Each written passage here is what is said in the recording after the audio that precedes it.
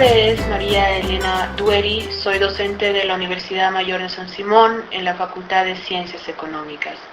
En esta oportunidad vamos a llevar el curso de cálculo de forma virtual, para lo cual estos videos explicativos nos van a servir como un método de apoyo para nuestro aprendizaje.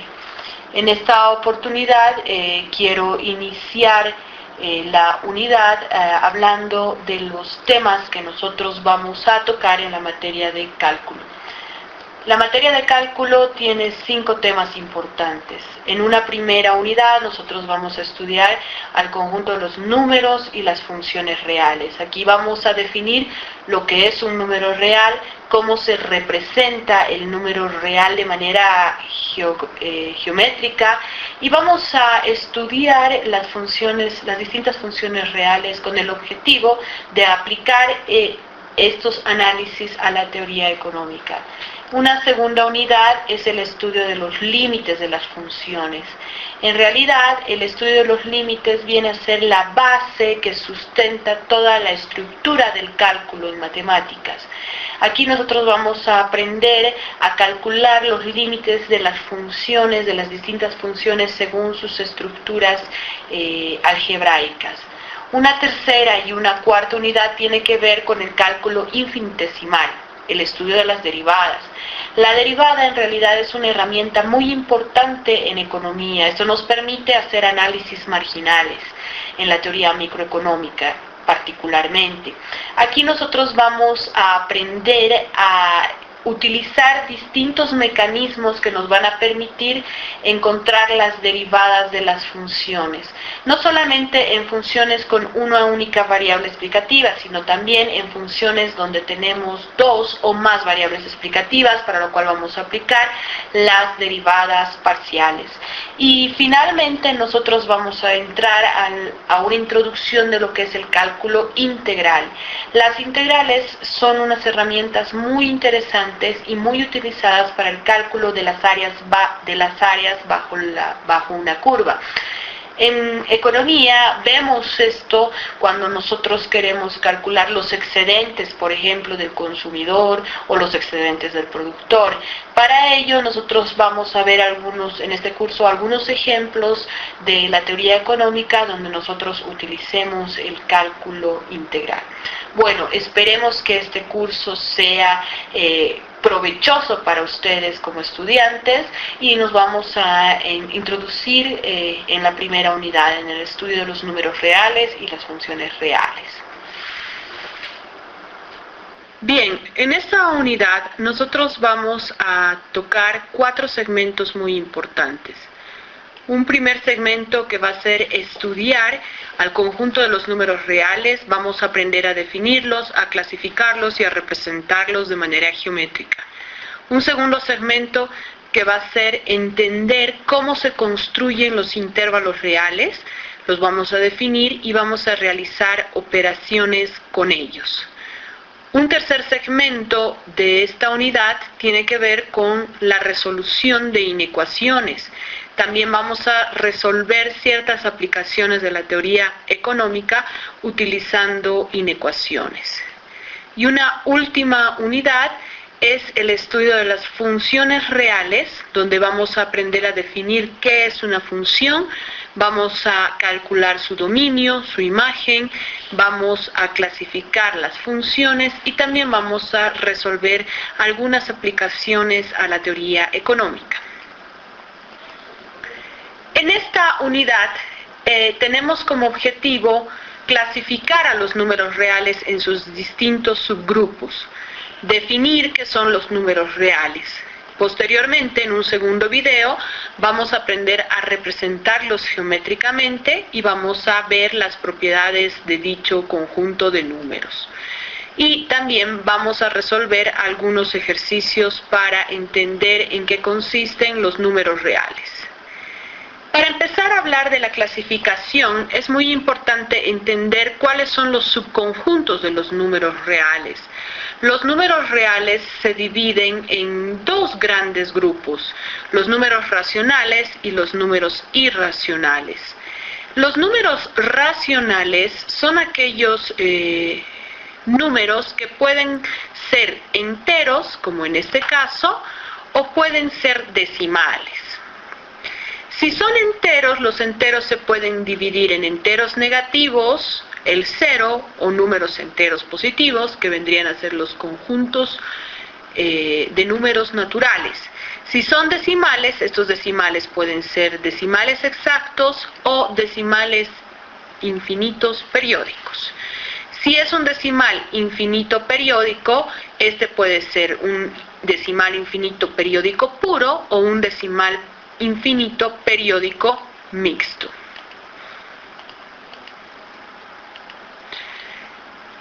Los números reales se clasifican en 4 grandes subgrupos.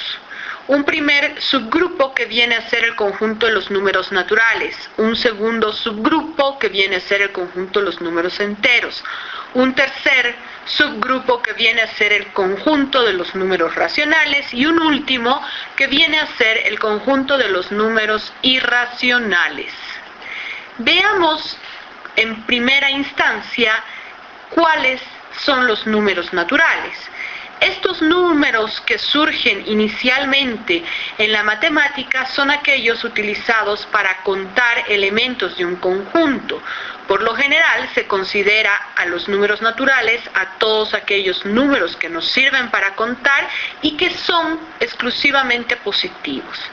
Si bien hay algunos autores que distinguen conjuntos de números naturales incluyendo el 0 y conjuntos de números naturales excluyendo el 0, en este curso nosotros vamos a asumir que el conjunto de los números naturales excluye al 0. Una propiedad importante del conjunto de los números naturales es que la suma y la multiplicación son 2 operaciones internas del conjunto de los números naturales. Enseguida vamos a ver a qué me refiero al decir esto. El conjunto de los números naturales se puede representar por todos aquellos números que nos sirven para contar, 1, 2, 3, 4, etc. Es un conjunto infinito que si bien inicia en el número 1, no tiene un número final. Por eso se considera que es un conjunto infinito. Si alguna vez te has preguntado cuál es el último número natural, pues nunca encontrarás la respuesta, ya que cada vez que pienses en un número natural, siempre vas a poder encontrar un número mayor al que estás pensando. Como nunca termina el conjunto de los números naturales, decimos que este es un conjunto infinito. Como habíamos dicho inicialmente, el conjunto de los números naturales, en el conjunto de los números naturales, la suma y la multiplicación son 2 operaciones cerradas o operaciones internas del conjunto de los números naturales. Esto significa que si nosotros sumamos 2 números naturales cualesquiera o multiplicamos 2 números naturales cualesquiera, el resultado siempre va a ser un número que va a pertenecer al conjunto de los números naturales. Sin embargo, en el caso de la resta y de la división no sucede lo mismo, pues si nosotros restamos 2 números naturales o dividimos 2 números naturales, no siempre van a pertenecer al conjunto de los números naturales. Por esta razón decimos que la suma y el producto son operaciones internas del conjunto de los números naturales. Hablemos del conjunto de los números enteros. Muchos elementos o muchos fenómenos se pueden expresar a través de cantidades negativas. Cuando nosotros hablamos de una deuda o hablamos de los grados bajo cero, en el caso de la temperatura o la profundidad de los submarinos, normalmente utilizamos una expresión numérica negativa para referirnos a estos eventos. En este nuevo conjunto de los números enteros se incluye por primera vez al 0, es decir, ya se tiene idea de lo que es ausencia de cantidad. Y en cuanto a las operaciones aritméticas, la división no es una operación interna del conjunto de los números enteros. El conjunto de los números enteros se puede expresar por extensión de la siguiente manera.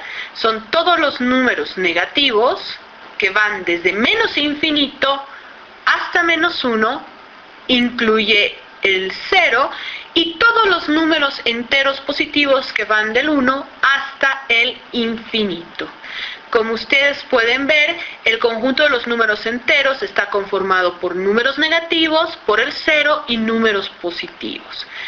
Como ustedes ven aquí en la presentación, los números naturales es un subconjunto propio del conjunto de los números enteros, es decir, dentro del conjunto de los números enteros está el conjunto de los números naturales.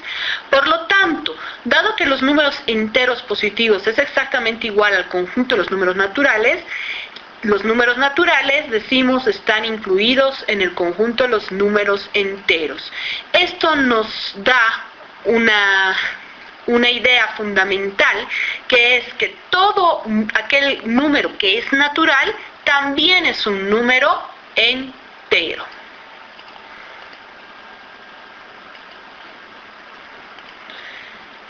La suma, la resta y el producto son operaciones que se pueden resolver en el conjunto de los números enteros. Es decir, si sumamos, restamos o multiplicamos dos números enteros cualesquiera, el resultado también va a ser un número entero.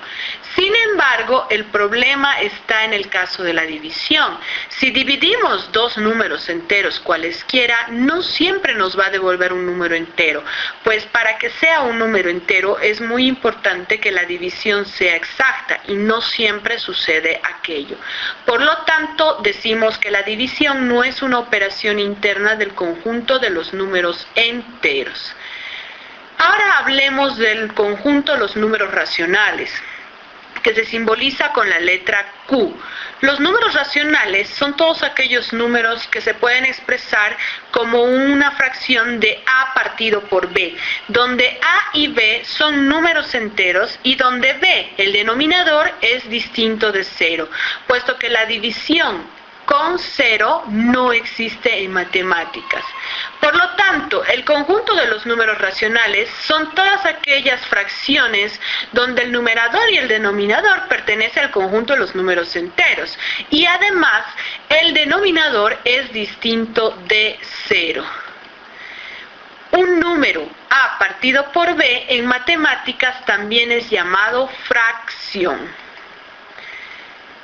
¿Cómo se subdividen los números racionales? Los números racionales se dividen en dos grandes grupos, o son enteros o son decimales. Si son enteros, entonces decimos que todo entero puede ser expresado como un número racional. Si son decimales, son aquellos que pueden tener varios decimales infinitos o decimales finitos. Si tiene decimales finitos, decimos que es un decimal exacto, como en este caso. Por ejemplo, 0,5, 1,3, 2,8 son decimales finitos que terminan en un número específico, por lo tanto son decimales exactos. Ahora, puede ser un decimal cuyos decimales sean infinitos y a la vez periódicos, es decir, por ejemplo, 0,333333, donde 3 es el periodo que se repite de manera infinita. Eso se conoce como un decimal infinito periódico. Si es un decimal infinito periódico, este puede ser ya sea puro, es decir, que inmediatamente después de la coma están el periodo o los periodos, o puede ser mixto, que después de la coma no está inmediatamente el periodo, sino que puede haber uno o varios antiperiodos. Veamos algunos ejemplos para entender este tipo de clasificación. Todo número natural es entero, por lo tanto, todo número entero es racional. Recordemos eso siempre. Al efectuar la división entre dos números enteros, ya hemos visto que puede darnos un número racional entero o un número racional decimal. Si es un número racional entero, por ejemplo, el 2 es un número que pertenece al conjunto de los números naturales, también pertenece al conjunto de los números enteros, pero además el 2 se puede representar como un número racional, puesto que el 2 es equivalente a 2 partido por 1, 4 partido por 2, 6 partido por 3, etc. Ahora, si es un número racional decimal, este puede ser, como habíamos visto, decimal exacto o puede ser un decimal infinito periódico. Si es un decimal exacto, quiere decir que tiene decimales finitos. Por ejemplo, 13 partido por 5 es 2,6, menos 1 partido por 2 es menos 0,5. Como los decimales terminan, esto se conoce como un decimal exacto. Ahora, puede ser que los decimales sean infinitos. En ese caso, habíamos visto que puede ser un decimal infinito puro. Por ejemplo, 1 partido por 3 es 0,33333, donde el periodo 3 se repite de manera infinita, o puede ser un decimal infinito periódico, 1 partido por 6, que es 0,16666, el 6 viene a ser el periodo, pero después de la coma viene un antiperiodo. Por eso se conoce que esto es un número decimal infinito periódico mixto. Hablemos del conjunto de los números irracionales. Existen números con decimales infinitos no periódicos que no pueden representarse como el cociente entre dos números enteros. Es muy probable que este descubrimiento de números irracionales haya surgido al tratar de resolver el siguiente problema. Si nosotros trazamos un cuadrado de lados iguales a 1 e intentamos calcular la diagonal, aplicaremos el teorema de Pitágoras, que se aplica a la resolución de triángulos rectángulos, y hallaremos que la hipotenusa al cuadrado, que en este caso es la diagonal al cuadrado, es igual a la suma de los cuadrados de sus catetos, 1 al cuadrado más 1 al cuadrado. Por lo tanto, diagonal al cuadrado es igual a 2. Para poder resolver esto tenemos que sacar la raíz cuadrada a ambos miembros. Por lo tanto, nos queda que la diagonal es igual a la raíz cuadrada de 2. Y la raíz cuadrada de 2 es un número irracional, puesto que es un número con decimales infinitos no periódicos. Los números irracionales son aquellos entonces que tienen infinitos decimales no periódicos, y existen números irracionales muy famosos, por ejemplo la raíz cuadrada de 2, E de Euler, pi, el número áureo, que son números que se utilizan mucho en la matemática. Por ejemplo, el número E se utiliza en matemáticas financieras para calcular intereses compuestos, el pi muy utilizado en geometría para resolver circunferencias, y el número áurea, que es un número utilizado para proporciones en dibujo. Estos números, si bien son famosos, no son los únicos que conforman el conjunto de los números irracionales. El conjunto de los números irracionales es también un conjunto infinito, porque existen infinitos números con decimales infinitos no periódicos.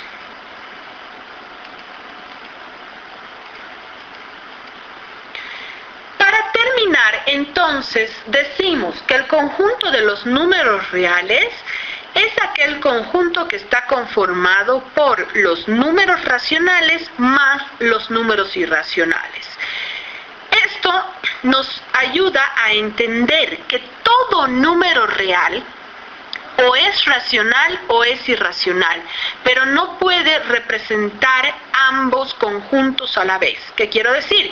Agarren un número cualquiera del conjunto de los números reales y este número será clasificado como racional o será clasificado como irracional, pero no será ambas cosas a la vez. Por lo tanto, se dice que el conjunto de los números racionales y el conjunto de los números irracionales son mutuamente excluyentes, no hay intersección entre ellos. Veamos un ejercicio para poder entender cómo clasificamos a los números reales. Aquí les presento 7 números y les pido que por favor los clasifiquen en el conjunto o el subconjunto al que pertenecen. Por ejemplo, el -3. Sabemos que es un número real. Sabemos que es un número entero, pero también es un número racional, porque puede representarse como un cociente entre dos números enteros. Pi partido por 2 es un número real y racional. Si bien está expresado como un cociente, esto no significa que sea un número racional, puesto que el numerador, al ser irracional y al dividir entre cualquier número, nos devolverá un número irracional. La raíz positiva de 4 es un número real natural, es un número entero al ser positivo y es un número racional. El 0 es un número real, entero y racional. 1,0200020, etcétera, etcétera, es un número real e irracional claramente porque los decimales no se repiten, no son periódicos, por lo tanto se considera un número irracional. 0,25 es un número real, es un número racional y es un decimal exacto. 1 partido por 3 es un número real, racional, decimal, periódico puro. Como ustedes pueden ver, cualquier número que ustedes tengan, ahora pueden clasificarlo en alguno de los conjuntos o subconjuntos de números reales que hemos visto. Bien, como un último ejemplo de cómo clasificamos a veces los números reales, aquí tenemos un diagrama de Venn, que es una herramienta muy utilizada en teoría de conjuntos para clasificar los elementos, especialmente cuando tenemos subconjuntos como en el caso de los números reales. Aquí, por ejemplo, ustedes pueden observar que se han clasificado algunos números naturales, enteros y racionales, y los números irracionales de acuerdo a sus principales propiedades. Pero una cuestión importante para entender o para tener idea de los números reales, es entender que cada número pertenece a un grupo de los números reales. Cada número real pertenece a un subgrupo. Y nosotros tenemos que tener la capacidad de clasificar estos de acuerdo a sus características importantes. Y para terminar, es muy importante señalar que el conjunto de los números naturales está incluido dentro del conjunto de los números enteros. Por lo tanto, todo número natural es considerado también un número entero. Y además, tanto los números naturales como los números enteros están incluidos dentro del conjunto de los números racionales. Por lo tanto, todo número racional también incluye a los números naturales y a los números enteros. En definitiva, entonces, el conjunto de los números reales es un conjunto que está compuesto por la unión, por un lado, de los números racionales y por el otro lado de los números irracionales. Vamos a tener un segundo video donde vamos a explicar cuáles son las propiedades de los números reales. Estas propiedades de los números reales nos van a permitir trabajar con estos números cuando estemos trabajando con inecuaciones y funciones reales. Bueno, los espero en el segundo video, espero que le saquen el máximo provecho, que la materia de cálculo es una materia apasionante que nos va a ayudar mucho, pero mucho en entender los conceptos económicos. Los espero en el segundo video. Gracias.